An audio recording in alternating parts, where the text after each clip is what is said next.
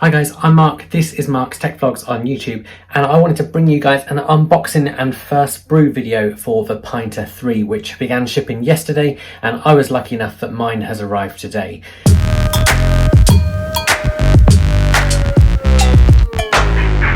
Now, I want to start this video by saying if you are familiar with Pinter, you will know that there was all sorts of fun with the Pinter 2 and the Pinter 2.1. You'll also know that lots of people have been pre-sent the Pinter 3 kind of from January onwards to test out, and it's had some really positive responses. But I wanted to make you guys an initial impressions and unboxing video because I have paid for my Pinter. I've spent my own money on this because I wanted to see what the Pinter 3 is like.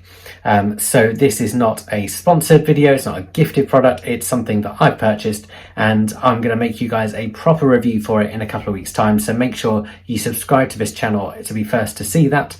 I'm also going to do some kind of updates at kind of like, I don't know, 3-4 months, 6 months, just to see how it holds up. But from the stuff I've read, this is a really good product, and it sounds like they've actually sorted everything that people had issues with the Pinter 2. So I'm excited to see how it plays out. So this is my unboxing and setting up an initial brew, and I hope you guys find it interesting. If you guys do want to pick up the Pinter 3, I have got a special link below where if you follow that and use my link, you will save £20, which will bring your Pinter 3 down to £79. But now I'm going to switch across to myself, unboxing and getting a brew going.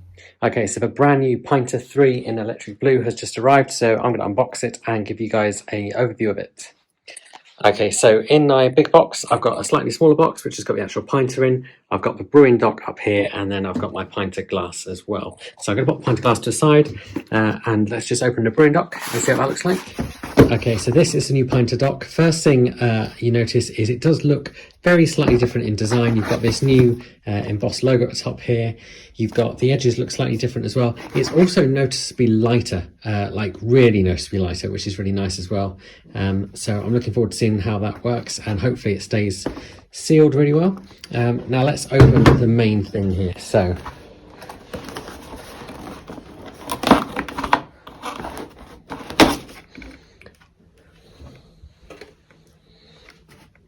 this is the Pinter box, which unfolds just like that.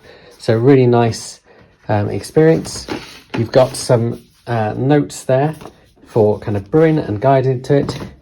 You've got the new handle over here. And of course, this is a handle that goes with the new active pour tap, which I have actually ordered another one for my Pinter 1. I'll do a proper review of the active pour tap in time. Now, most excitingly, this is the Pinter itself under this cover. So let's lift this up. And this is the new electric blue Pinter. You can see some of the design differences just to start with. So you can see the new kind of rubber seal around here. This is no longer made of metal. This is all made of sort of like a polycarbonate, I think, which actually means it's lighter. And that is something that you can really notice just straight away. So if I just grab the handle at the back, and again, this handle lifts up much easier than the old one did. I can actually hold that with one hand, which I'd have struggled to at arm's length with the old Pinter. So let's just pop it back, and I'll just give you guys a bit of an overview.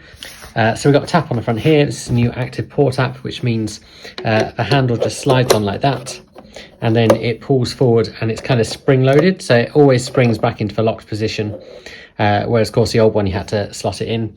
So this just feels really well made initially. So if I take that off, and then we've got the cover, which again is plastic rather than metal. We've got this new cover here, which again, much like the old one, just unscrews. So actually this is probably the most similar part to the old Pinters. So you've got the obviously removable bit here, and then the inside of that looks exactly the same. So it'd be interesting to see how that holds up.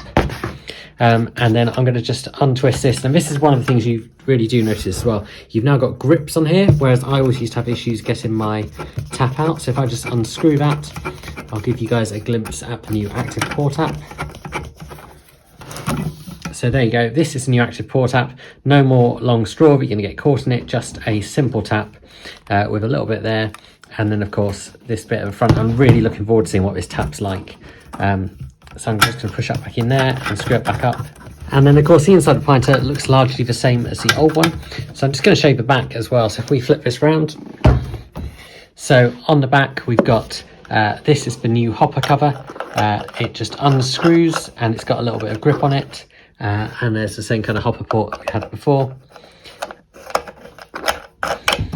And then what we've got here is the new carb dial. Now again, this has actually got some grip on it, which means you can really easily twist that around, hopefully even when wet. And there you go, that is what the new Pinter looks like initially. Let's get a brew on. Let's see how this works. Okay, so now in the kitchen, and we're going to go through the process of getting a brew on with the Pinter 3. Now I've got a Stonebridge here, which is a dry hopped Belgian. I've got my purifier and I've got my yeast. Now the first step is to purify it. So what you need to do is make sure that this is nice and tight. So make sure your tap is nice and tight. Make sure the handle's not on. Make sure the cap's not here. And then you want to make sure the carb dial is turned all the way around. So put it like that. And then you're getting some hot water. And what you're going to do is you're going to put your Pinter in the sink like this. And then what you're going to do is you're going to fill water up to the inside line. So where this cream bit ends and where the black bit starts, just inside. So you're going to fill that with hot water and at the same time add the purifier in. So let's do that now.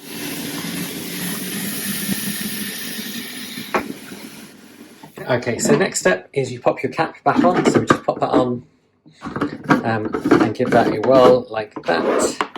And you want to make sure your cap is kind of as far around as you can. If it hasn't quite gone around, what I find is when you push this down, it does quite often push back down the last little bit. So the next step is you want to shake this for 20 seconds to make sure the purifier is all mixed up. Okay, so that's my mixing of the purifier done inside here.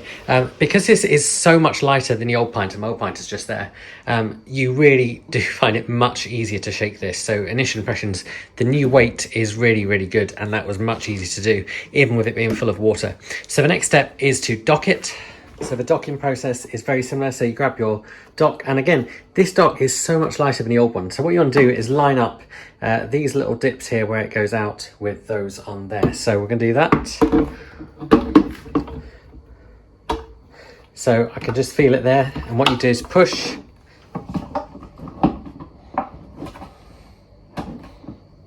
Okay, so I couldn't shake because I needed two hands. So what I did is I pushed it down with one hand and twisted it around the other. And so these two bits are now nice and lined up. So what you need to do is flip it and then wait 10 seconds. Now, I've been using Pinters for probably nearly a year now, and flipping that one was so much easier. So we'll only about 10 seconds and then we're going to undock it.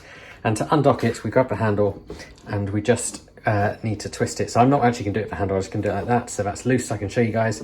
So I've twisted it back round and then you just lift it off. Okay, so what we do now is we make sure the carb dial is switched to off. Now we've undocked it, and then we're going to run this with the tap for just about 5 seconds. So just pull that so the liquid comes out, and we want that for 5 seconds. Okay, and you can see the tap just falls back into the off position. This just feels so much better than the old Pinter tap. Like, that is so good.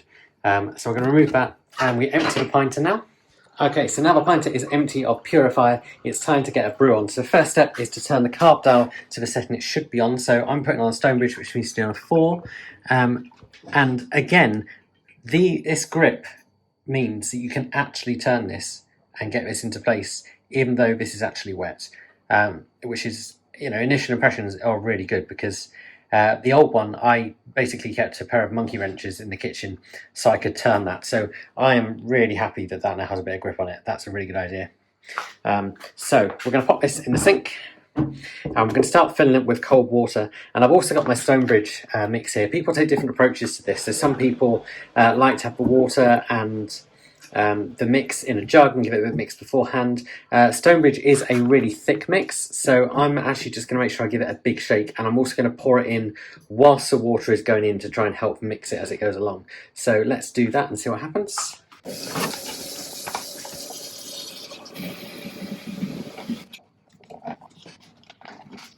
Now, of course, these new fresh press packs from Pinter also mean you can get loads more out of them, and there's obviously less plastic as well, which is always a good thing.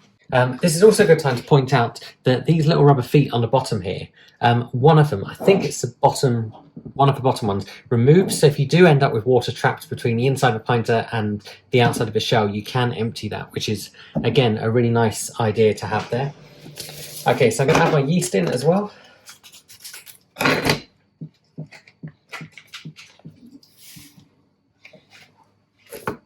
Okay, then the next step is to put the cap back on and then shake it for around 45 seconds. I'm going to give this a much longer shake because the Stonebridge is such a thicker kind of mix.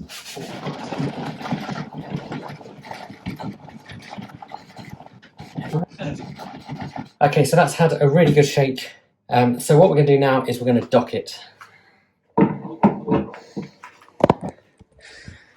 Okay, so to get the brewing dock on, again, we align it, we push, and then we twist. So let's try that. Okay, so there we go. This is docked because that is straight with that. And this docking process does feel a little bit easier than with the old pinter. However, what I did find with my old pinters is that the dock went on much easier first time round. So the real test of this is going to be 2, 3, 4 times along and see how easy it is still to dock then. So the final stage is to flip it and then leave it to brew. So there's my Pinter 3, all flipped and brewing. You can see the pour tap there. It's all kind of lined up with the dock. So what I'm going to do now is just leave it for the recommended time. And what I'll do is I'll bring you guys a full review and a taster of the beer in about 2 weeks' time when it's had a chance to do that first brew. The other thing I will just show you finally in this video is this foot. You'll notice looks a bit different. There's a dip there. This is the foot that you can remove if you need to empty liquid out from between the pinter and the inside. I hope you guys found this video helpful. If you have, please give this video a like. If you want to be first to see that Pinter 3 review when that comes out, then make sure you subscribe to my channel as well. If you want to save £20 off your Pinter, I have got a link below. And if you've got any questions about the Pinter 3, then do put them below and I'll try and answer those as well. I am just an everyday kind of Pinter user. I have no affiliation with the company. They haven't gifted me anything. I have just bought one of these because I want to see if the Pinter 3 really does live up to the kind of expectations and hype that I've seen. So I will see you guys again soon.